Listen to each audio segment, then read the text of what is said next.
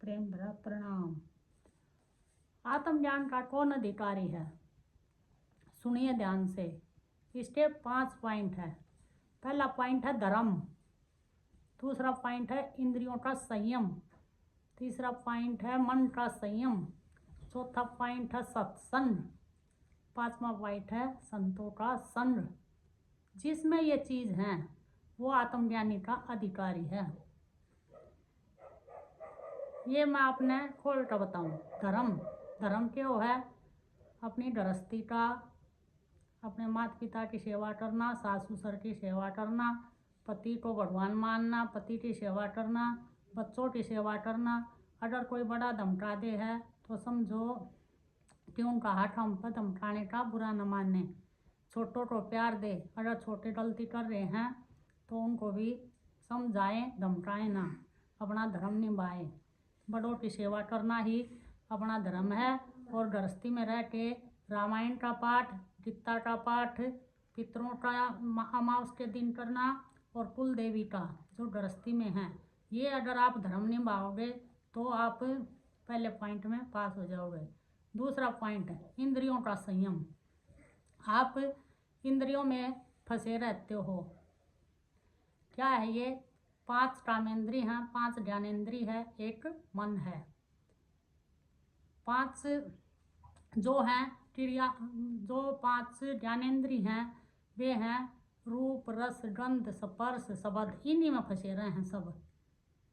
अगर इनका छुटकारा चाहना है तो रूप को कैसे? जैसे आप कह रहे हो यो अच्छा है, यो भुंडा है, यो छोटा है, यो काला है, यो पीला है, यो इग्नोर मारो। रस लेना छोड़ दो। जैसे स्वाद वो है, यो खट्टा है, यो मीठा है, यो अच्छा है, यो भुंडा है, ये भी सा लग गया, ये भी सा लग गया, यो आप रस ले रहे हो। स्पर्श जैसे सर्दी है, गर्मी है, ये मन ज़्यादा लग रही, मन गर्मी लग रही, नो करे है नो। अरे समता बनाओ। स्पर्श, इससे भी छुटकारा। जब आप इंद्रिया ने अपने संतुलन बना लोगे, समानता आ जाएगी इनमें। और शब्द में भी फंसे रहो हो। शब्द ये जो अच्छा लग गया, भंडाल शब्द जाल में मत फंसो। इतना ज्ञान फैला पड़ा है और आप उसमें ऐसे हो जाओगे, फंसकर रह जाओगे। इस शब्द जाल में भी नहीं फंसना। शब्द इतना है कि आप रामायण पढ़ते हो या सत्संग सुनते हो, कुछ भी करते हो आप, तो आप जब भगवान के चरणों में अपना प्रेम हो जावे है तो आप न ज़्यादा शब्दों में फंसने की जरूरत नहीं है। शब्द से भी छुटकारा पाओ। फिर तीसरा है मन का संयम। मन में जो विचार उठते हैं उन पर संयम रखो। देखो कि हमारे मन में पॉजिटिव विचार हैं या नेगेटिव विचार हैं। अगर पॉजिटिव हैं तो उनको बड़ी अच्छे से उनकी संभाल रखो। और भी पॉजिटिव भगवान के प्रति जो आवे या किसी की सेवा करने का आवे या फिर अच्छे विचार कर्म करने के आवे तो आप वो करो। और नेगेटिव ऊर्जा को दूर बढ़ाओ। नेगेटिव ऊर्जा वो है किसी के प्रति राग, द्वेष, ये बहुत ज़्यादा पाए जा औरता में। इनसे भी छुटकारा पाओ। अगर आप इन चीज़ों ने इग्नोर मारन लग गए तो आप में वो रंगा होगा, आपने पता भी नहीं चलेगा। फिर है सत्संग। आप जैसे उठो हो, बैठो हो, कोई अच्छा मनुष्य, कोई अच्छा आदमी मिल जावे, कोई अच्छी भाई बहन मिल जावे तो आप अपना मन सत्संग में रमाए रहो। अगर वे भी ना मिले तो आप गीता का सहारा ले लो, भागवत का ले लो। और यूट्यूब पर चैनल पर इतने सत्संग आवे हैं, उनने सुनो, लेकिन बड़ा ध्यान लगा कर सुनो। मजाक के तौर पर मत सुनो, उनका चिंतन करो। जैसे आप फिर चिंतन कैसे करोगे? घर में जैसे काम कर रहे हो, रसोई में हो, बाथरूम में हो, बेडरूम में हो, कहीं भी हो, उनका अपने आप आत्मचिंतन करोगे तो आप ना उनका पता चलने लग जाएगा तो भाई ये अच्छा है, ये बुरा है। सत्संग से विवेक जागता है। फिर संतों का संग। जो अच्छे आदमी है, सत्य जो आदमी सत्य में रहे है, जो सत्य की बात बतावे है, तो आप अपना अच्छा बुरा अपने आप समझ सको हो। आपने ये देखना है कि हमें इस बंदे के बैठने के बाद हमें थोड़ी शांति मिला है या हमें कोई दुख हुआ है, अगर हमें उनके बेचैनी हो है तो उनमें नेगेटिव एनर्जी ज़्यादा है, हट जाओ उनसे। अगर किसी के पास बैठने के लिए हमें शांति महसूस हो तो समझो कि उसमें पॉजिटिव एनर्जी ज़्यादा है। तो ये निर्णय आपने अपने आप करना है, ये स्वयं ही कर सको हो, दूसरा कोई नहीं कराएगा। इनसे छुटकारा पाओ। अगर आप में ये पांचों चीज़ हैं, अगर आप में ये पांचों चीज़ हैं तो आप आत्मज्ञानी के अधिकारी हो। आत्मज्ञानी के अधिकारी ऐसे हो जाते हैं, उनका सत्संग उठते बैठते 24 घंटे शांति देने वाला होता है। मैं इस आत्मज्ञान के लिए बहुत ही तड़पी थी, कहीं भी जाऊँ थी, कैसे भी जाऊँ थी, मेरे को ऐसा लगा था मैंने कोई आत्मज्ञान दे, मेरे को कोई आत्मज्ञान दे। कईयों ने तो मैं धमका दी थी, क्या होता है आत्मज्ञान, क्या है ये आत्मज्ञान, लेकिन मेरे को बुरा नहीं लगा था, वहाँ कोई बात नहीं। फिर मेरे को एक आधा भाई बड़ा अच्छा मिला, एक आधी बहन मिली, एक माता जी मिली। एक माता जी ने तो कह दिया था कि बेटा आप ना वशिष्ठ योग पढ़ो। मैंने वशिष्ठ योग पढ़ी, उससे मेरा बड़ी संतुष्टि मिली, मेरी आत्मा ने शांति मिली। उसमें वशिष्ठ जी, गुरु वशिष्ठ जी ना राम जी समझाए थे कि भैया आपको राम, हे राम आपको वैराग हुआ है, आपको वैराग, जब राम में बहुत तेज वैराग आया तो तब समझाया था कि आप घर बार छोड़ दोगे तो एक कुटिया की जरूरत आपने फिर भी पड़ेगी। अगर आप अच्छा खाना छोड़ दोगे तो पेट भरने के लिए खाना तो फिर भी खाना पड़ेगा। अगर आप अच्छा ओढ़ना पहनना छोड़ दोगे तो एक लंगोटी की फिर भी जरूरत पड़ेगी।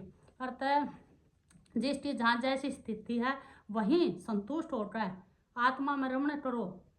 आत्मा में जो संतुष्ट हो जा है वो सत्संग आत्म ज्ञान का ऐसा मन भाव है। और एक और चीज़ पढ़ने के लिए बताई थी माता जी ने मेरे से बताई थी कि आप बेटा नचिकेता की किताब पढ़ो। नचिकेता क्या 5 साल के आत्म ज्ञान हो गया था, हम तब बूढ़े हो लिए तब आत्म ज्ञान होया है।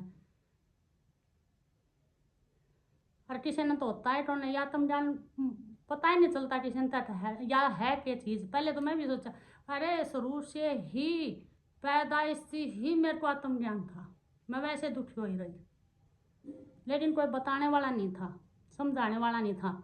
फिर मैंने किसी का भी सत्संग नहीं छोड़ा, कोई से आश्रम में नहीं छोड़ा, कहीं मन में नहीं, मन आत्म ज्ञान चाहिए। गीता में दूसरे अध्याय में लिख रखा, आत्मा ना कटती है ना मरती है ना गलती है, उसे सुख दुख कुछ भी नहीं है। थोड़ी सी आत्म ज्ञान की बात आ जाती, मैं इतनी प्रसन्न होती ओहो पता नहीं मेरे को क्या मिल गया। तो आत्मज्ञान के अधिकारी बनो और जिसमें ये पांचों चीज़ है वे आगे बढ़ने की कोशिश करो। जैसे एक प्रेमानंद संत थे, नारायण की गद्दी पर बैठे थे 1.5 साल। मैं नारायण संस्था में रोहतक में ही है नारायण सेवा संस्था, सोनीपत स्टैंड पे शिलाबाई पास पे वहाँ आश्रम है, वहाँ जाती थी। और वहाँ पे एक प्रेमानंद महाराज आए थे, वे नारायण की गद्दी पर बैठे थे। उन्हें आत्मज्ञान की आज्ञा विधि बताई थी कि आप ऐसे ऐसे करो। मैंने उनसे ऐसा लाभ मिला, उन्हें कहा था तो 6 महीने में 1 साल में हो जाओ, लेकिन मैंने 2 महीने के अंदर हो गया। तो लगन थी, श्रद्धा थी, करने का कुछ ठानना था नहीं। आत्मज्ञान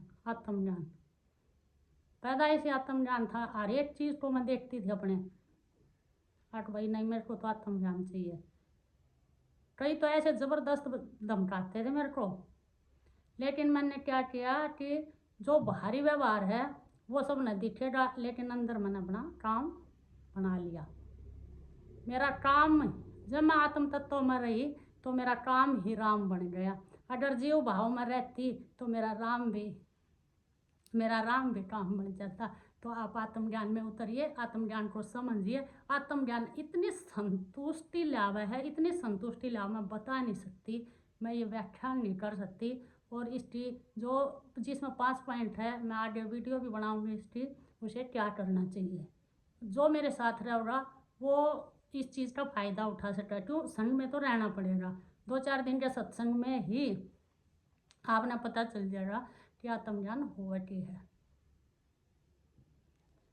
अर्थात आत्म राम ने पकड़ो भाई, आत्म राम ने, मेरे मन में राम, मेरे तन में राम, सारे का राम ही राम है, सब कुछ है, इसने समझो। खाली बोले बोले राम राम करे तो काम नहीं चलेगा। जब तक आप आत्म राम ने नहीं समझोगे, नहीं जानोगे, इसका आप पर असर नहीं पड़ेगा। तो राम तक जानना भी पड़ेगा, समझना भी पड़ेगा, और उसके लिए आपने अपना शरीर भी ठीक रखना पड़ेगा, निरोगी काया। आप योग में जाओ, मैं खुद योग में जाऊँ हूँ। एक भाई है रतन सैनी, वे स्वयं ने जनवावे हैं, वे बाबा से कम नहीं है, बाबा ही हैं वे, और वे इतना अच्छा योग करवावे हैं। और जब वे सत्संग है, मेरी आत्मा इतनी तृप्त हुआ, इतनी तृप्त, मैं सुनती नहीं हूँ, मैं उसमें पीती हूँ। जुनू बस मन यही मिल जब मैं एक्सरसाइज करना भी छोड़ दूँ, सत्संग मेरे को इतना प्रिय है। और आत्मा की खुराक है भी सत्संग। अगर आप सत्संग सुनोगे, मैंने पहले बहुत नेगेटिव बंदों के साथ मैं रही, उन्होंने अपना फ़ायदा उठाया और चलते बने, फ़ायदा उठाओ और चलते बने। पर कोई बात नहीं, उनका भी धन्यवाद।